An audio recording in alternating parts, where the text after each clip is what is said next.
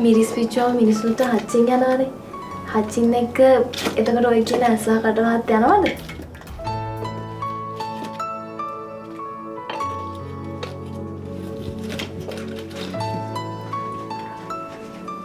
මොකද අම්මා කරන්නේ? මිරිස් ටිකක් පුච්චන සුදු අම්මා. ඇස්වා කටවා දෝසයන්. අය ඉතින් මිරිස් පිච්චුවම මොකද වෙන්නේ?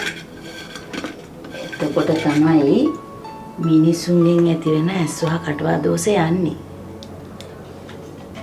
මිරිස් පිච්චුවම මිනිස්සුන්ට හච්චින් යනවානේ. හච්චින් එක්ක එතකොට ඔය කියන ඇස්සා කටවහත් යනවද?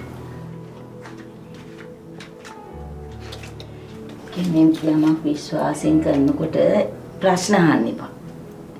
ඔයාගේ හිතේ ඒ ගැන විශ්වාසයක් නැති වෙන්න පුළුවන්. ඒකට මම මේ විශ්වාසයෙන් කරන දේ ප්‍රතිඵල නැති වෙන යනවනේ. අප්පච්චි වගේ වෙන්න එපා. හරිද? හරි අනේ ඉතින් ආයේ දන්නේ නැති නිසා හොය. මොකද දැන් අර මංජිත පිටපාරෙම යන්න ගෙට කොට වෙන්නේ තු? එයාට වැඩ තියෙනවා. ළඟකදී ඉඳලා යාපුව මගහරිනවා කියලා තේරෙනවා ඈ. මගහරිනවා? ඒ මොකටද ඉතින් එයා මගහරින්නේ?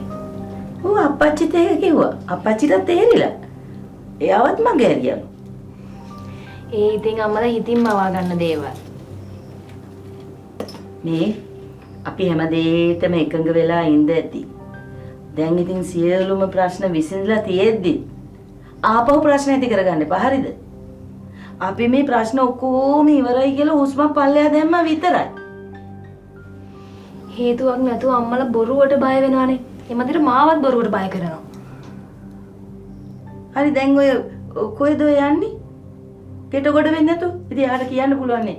ගෙට කොට වෙලා යන්න කියලා විතරයි. හරි මං කියන්නම්කෝ.